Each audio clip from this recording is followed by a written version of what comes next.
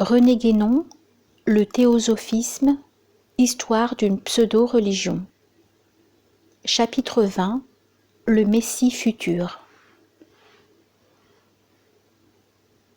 Pour comprendre l'étrange équipée messianique qui fit quelque bruit en ces dernières années, il faut connaître la conception très particulière que les théosophistes se font du Christ, ou plus généralement, de ce qu'ils appellent un grand instructeur ou instructeur du monde.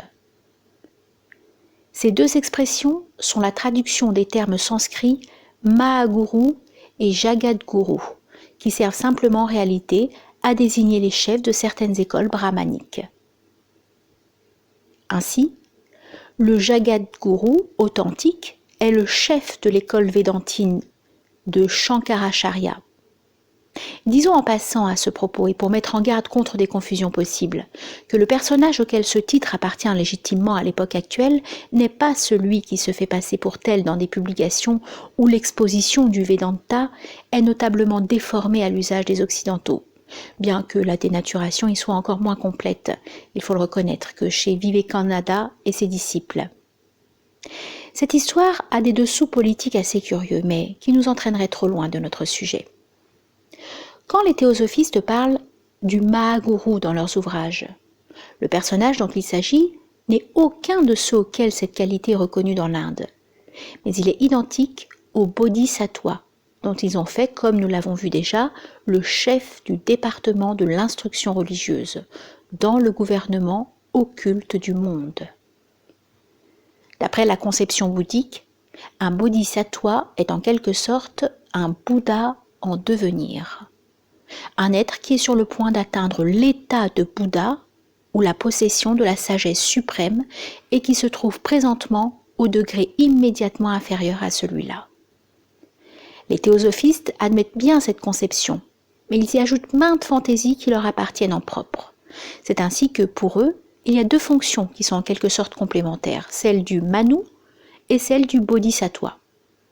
En outre, il y a un Manu et un Bodhisattva qui sont spécialement préposés à chacune des 7 races mères.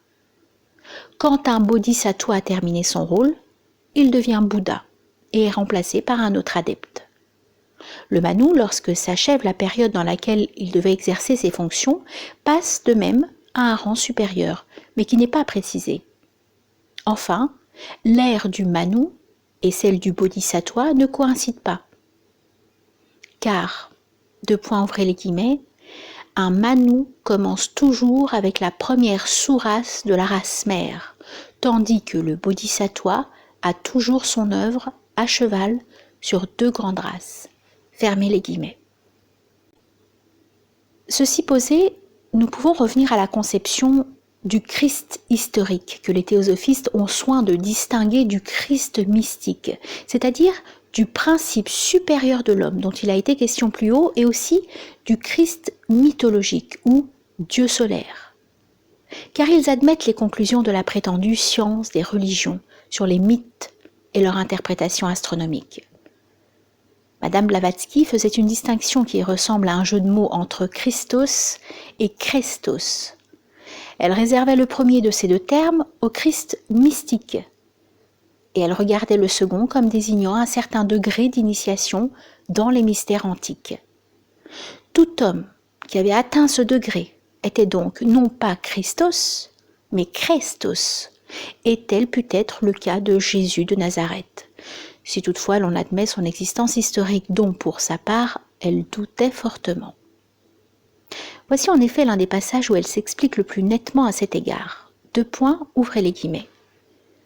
Pour moi, Jésus-Christ, c'est-à-dire l'homme-dieu des chrétiens, copie des avatars de tous les pays, du Krishna hindou comme de l'Horus égyptien, n'a jamais été un personnage historique. C'est une personnification glorifiée du type déifié des grands hiérophantes des temples. Et son histoire racontée dans le Nouveau Testament est une allégorie, contenant certainement de profondes vérités ésotériques, mais c'est une allégorie. Fermez les guillemets. Cette allégorie, bien entendu, n'est pas autre chose que le fameux mythe solaire, Mais poursuivons. Ouvrez les guillemets. La légende dont je parle est fondée, ainsi que je l'ai démontré à diverses reprises dans mes écrits et dans mes notes, sur l'existence d'un personnage nommé Jéhoshua, dont on a fait Jésus, né à Lude ou Lydda, vers l'an 120 avant l'ère moderne. Et si l'on contredit ce fait, ce à quoi je ne m'oppose guère, il faudrait en prendre son parti et regarder le héros du drame du calvaire comme un mythe pur et simple.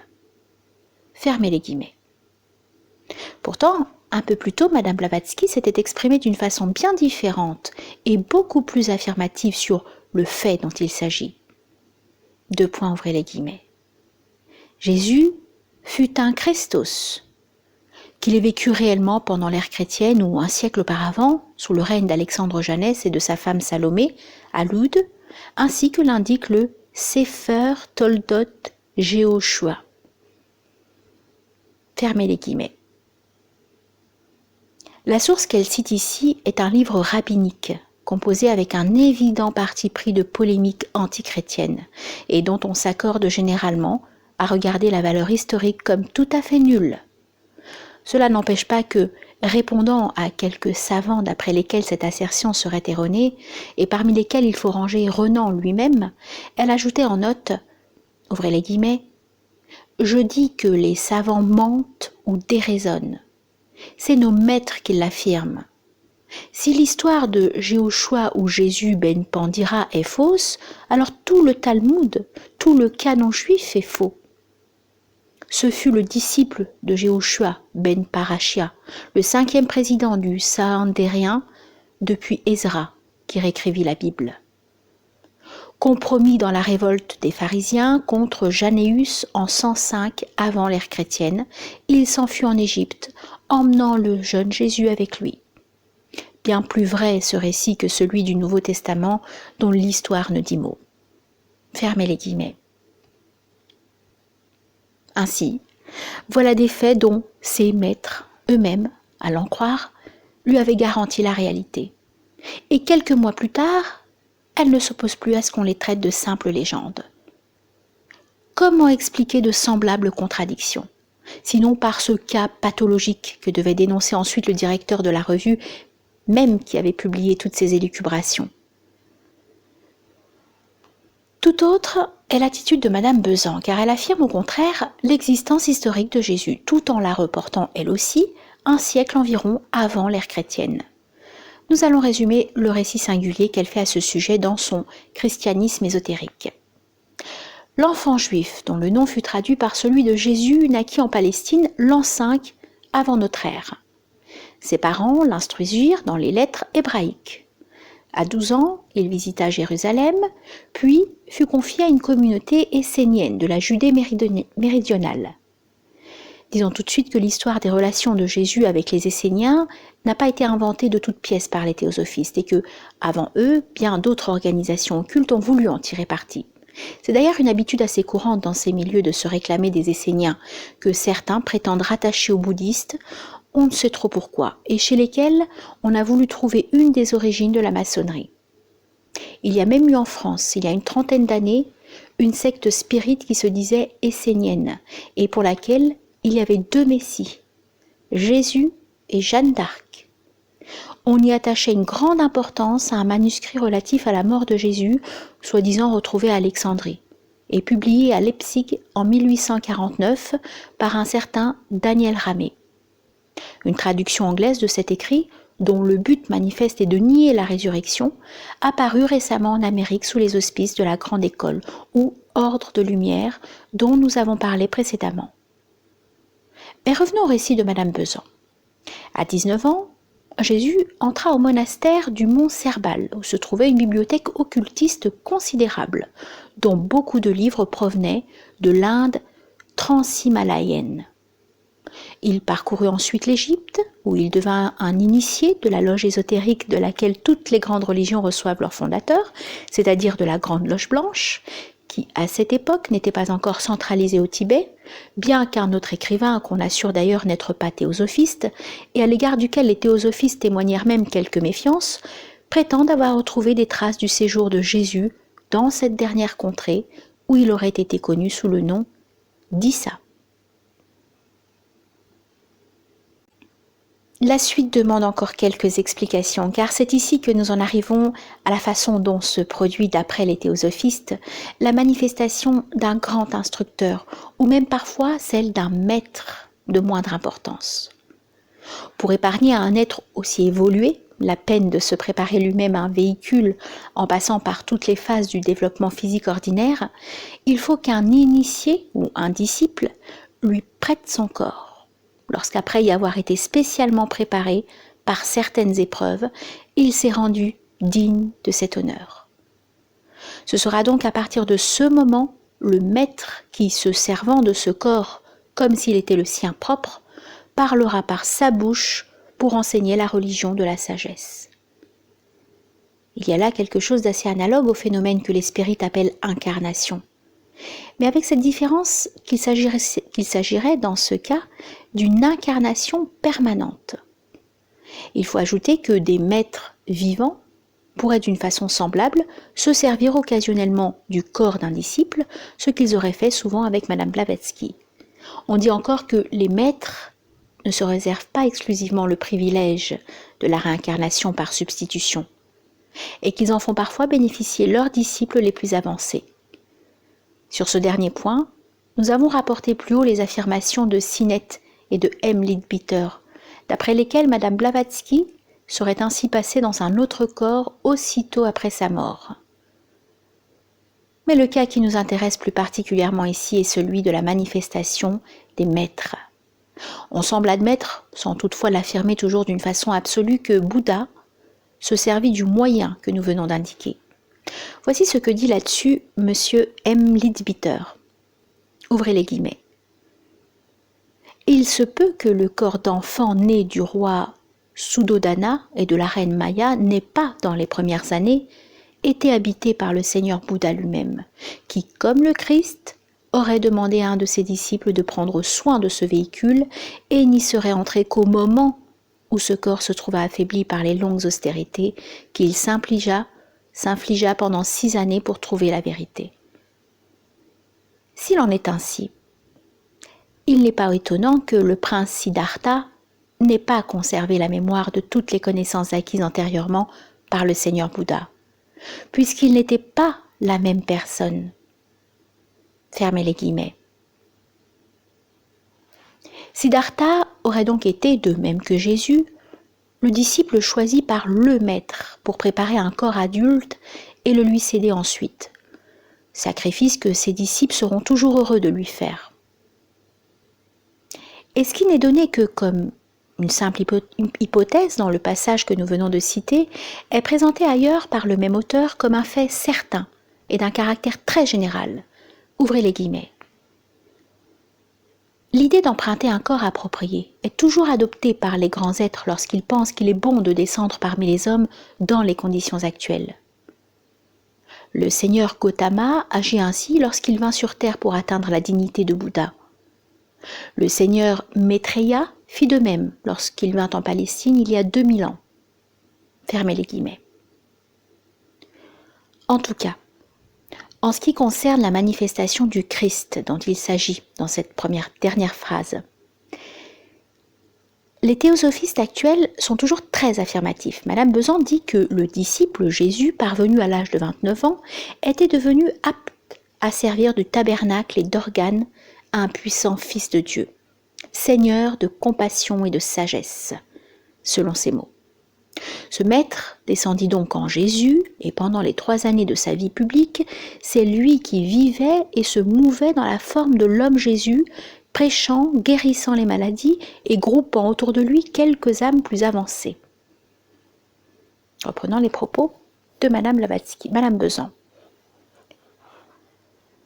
Au bout de 3 ans, dit-elle, le corps humain de Jésus porta la peine d'avoir abrité la présence glorieuse d'un maître plus qu'humain. Mais les disciples qu'ils avaient formés restèrent sous son influence, et pendant plus de 50 ans, il continua à les visiter au moyen de son corps spirituel, et à les initier au mystère ésotérique. Par la suite, autour des récits de la vie historique de Jésus, se cristallisèrent les mythes qui caractérisent un dieu solaire et qui, après qu'on eut cessé de comprendre leur signification symbolique, donnèrent naissance au dogme du christianisme. Ce dernier point est à peu près le seul dans toute cette histoire où l'on retrouve les idées de Madame Blavatsky. Le Seigneur de compassion, dont il vient d'être question, est le Bodhisattva Maitreya. Ce nom et ce titre, rapportés à la conception du Bouddha futur, existent bien dans le bouddhisme authentique. Mais on peut trouver assez maladroit cet essai de fusion entre le bouddhisme et le christianisme, qui constitue le caractère spécial du messianisme des théosophistes. C'est encore là un exemple de la manière éminemment fantaisiste dont ceux-ci prétendent encore accorder les diverses traditions auxquelles ils font des emprunts. Nous en avons déjà trouvé un autre dans l'association du Manu et du Bodhisattva. Signalons encore au même point de vue que, toujours d'après les théosophistes actuels, Maitreya, longtemps avant de se manifester comme le Christ, était apparu dans l'Inde sous la figure de Krishna. Seulement, il faut sans doute admettre qu'à cette époque, il n'était pas encore Bodhisattva, mais un adepte d'un rang un peu inférieur, ce qu'est aujourd'hui Kuthumi, son successeur désigné, puisque Krishna est fort antérieur au moment où Gautama, le précédent Bodhisattva, devint Bouddha. Pourtant, nous ne sommes pas bien sûrs que certains théosophistes ne commettent pas un anachronisme à cet égard et ne croient pas Krishna postérieur à Bouddha. En effet, M. Leadbeater, après avoir donné comme une règle générale l'emprunt fait par les grands êtres du corps d'un disciple, ajoute, ouvrez les guillemets, « L'unique exception qui nous est connue est la suivante. Lorsqu'un nouveau bodhisattva assume la fonction d'instructeur du monde après que son prédécesseur est devenu Bouddha. Il naît comme un enfant ordinaire au moment de sa première apparition dans le monde en qualité d'instructeur. Notre Seigneur, le présent bodhisattva, fit ainsi lorsqu'il naquit comme Sri Krishna dans les plaines dorées de l'Inde pour être aimé et honoré avec une passion de dévotion qui n'a peut-être jamais été égalée nulle part ailleurs. Fermez les guillemets. Quoi qu'il en soit, c'est ce même Bodhisattva Maitreya qui doit se manifester de nouveau de nos jours dans des conditions analogues à celles que nous venons de décrire en ce qui concerne le Christ. Ouvrez les guillemets. Le grand chef du département de l'instruction religieuse, dit M. Leadbeater, le Seigneur Maitreya, qui a déjà enseigné sous le nom de Krishna aux hindous et sous celui de Christ aux chrétiens, a déclaré que bientôt il reviendrait dans le monde pour apporter la guérison et l'aide aux nations et pour revivifier la spiritualité que la terre a presque perdue. Une des grandes œuvres de la société théosophique est de faire son possible pour préparer les hommes à sa venue, de façon qu'un plus grand nombre d'entre eux puissent profiter de l'occasion unique qui leur est offerte par sa présence même parmi eux. La religion qu'il a fondée lorsqu'il vint en Judée il y a 2000 ans est maintenant répandue sur toute la terre. Mais lorsqu'il quitta son corps physique, les disciples réunis pour envisager la situation nouvelle n'étaient, dit-on, que 120. Un seul précurseur annonça sa venue la dernière fois. Maintenant, c'est à une société de 20 000 membres répartis sur le monde entier qu'est donnée cette tâche. Espérons que les résultats seront meilleurs cette fois que la dernière et que nous pourrons garder le Seigneur parmi nous plus de 3 ans, avant que la méchanceté humaine ne l'oblige à se retirer. Puissions-nous aussi réunir autour de lui un plus grand nombre de disciples que jadis. Fermez les guillemets. Tel est donc le but que l'on assigne aujourd'hui à la société théosophique que Madame Besan déclarait il y a déjà près de 20 ans, ouvrez les guillemets, avoir été choisie comme la pierre angulaire des futures religions de l'humanité, le chaînon pur et béni entre ceux d'en haut et ceux d'en bas. Fermez les guillemets. Maintenant, la réussite complète que l'on souhaite pour la nouvelle manifestation du Bodhisattva doit-elle être interprétée en ce sens que cette fois, il parviendra à l'état de Bouddha parfait? D'après Sinnett, le Bouddha Maitreya ne viendra qu'après la disparition complète de la 5e race et quand l'établissement de la 6e race sur la Terre datera depuis plusieurs centaines de mille ans. Mais Sinette n'avait aucune connaissance des apparitions préalables de Maitreya comme bodhisattva, qui constitue une innovation dans le théosophisme. Du reste, quand on se rappelle combien a été réduit l'intervalle qui nous sépare du début de la 5e race, il n'y aurait rien d'étonnant à ce que sa fin fût beaucoup plus proche qu'on ne l'avait dit tout d'abord. En tout cas, on nous annonce pour bientôt la naissance du noyau de la 6e race, sous la direction d'un Manu bien connu des théosophes, qui est le maître Morya. Le rôle que la société théosophique s'attribue ne se borne pas à annoncer la venue du grand instructeur. Il est aussi de trouver et de préparer, comme l'auraient fait jadis les Esséniens, le disciple de choix en qui s'incarnera, quand le moment sera arrivé, celui qui doit venir. À vrai dire, l'accomplissement de cette mission n'a pas été sans quelques tâtonnements. Il eut tout au moins une première tentative qui échoua piteusement et qui remonte d'ailleurs à une époque où l'on n'était pas encore très exactement fixé sur la personnalité du futur porteur du flambeau de la vérité, comme avait dit Madame Blavatsky.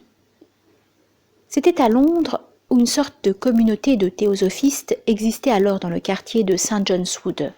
On y élevait un jeune garçon à l'air malingre et peu intelligent, mais dont les moindres paroles étaient écoutées avec respect et admiration, car ce n'était rien moins, paraît-il, que Pythagore réincarné. Il est d'ailleurs probable qu'il ne s'agissait pas là d'une réincarnation proprement dite, mais plutôt d'une manifestation du genre de celle dont nous venons de parler, puisque les théosophistes admettent que Pythagore est déjà réincarné en Kut-Umi, et que celui-ci n'avait pas cessé de vivre. Cependant, il y a d'autres cas où une semblable interprétation ne paraît même pas possible, et les théosophistes ne s'embarrassent guère des pires difficultés. Ainsi, certains d'entre eux ayant appelé Madame Blavatsky le Saint-Germain du XIXe siècle, il y en eut d'autres qui, prenant les choses à la lettre, crurent qu'elle avait été effectivement une réincarnation du comte de Saint-Germain, tandis que ce dernier, d'autre part, après avoir été regardé comme un simple envoyé de la Grande Loge Blanche, se trouvait élevé au rang d'un maître toujours vivant. Nous signalerons à ce propos qu'une biographie théosophiste de ce personnage, véritablement fort énigmatique d'ailleurs, a été écrite par Madame Isabelle Cooper Oakley, qui fut un des premiers disciples de Madame Blavatsky. Il y a en tout cela des mystères qu'il vaut sans doute mieux ne pas trop chercher à approfondir, car on s'apercevrait probablement que les idées des théosophistes, là comme ailleurs, sont extrêmement flottantes et indécises, et on se trouverait même en présence des affirmations les plus inconciliables. En tout cas, au dire de Sinette, Madame Blavatsky elle-même prétendait avoir été réincarnée précédemment dans un membre de sa propre famille, une tante qui était morte jeune, et avoir été auparavant une femme hindoue ayant des connaissances considérables en occultisme. Il n'était pas question là-dedans du comte de Saint-Germain. Mais revenons à Pythagore, ou plutôt au jeune garçon que l'on destinait à lui fournir un nouveau véhicule. Au bout de quelque temps, le père de cet enfant, un capitaine en retraite de l'armée britannique, retira brusquement son fils des mains de M. Leadbeater qui avait été spécialement chargé de son éducation. Il dut même y avoir quelques menaces de scandale, car M. Leadbeater fut en 1906 exclu de la Société théosophique pour des motifs sur lesquels on garda prudemment le silence.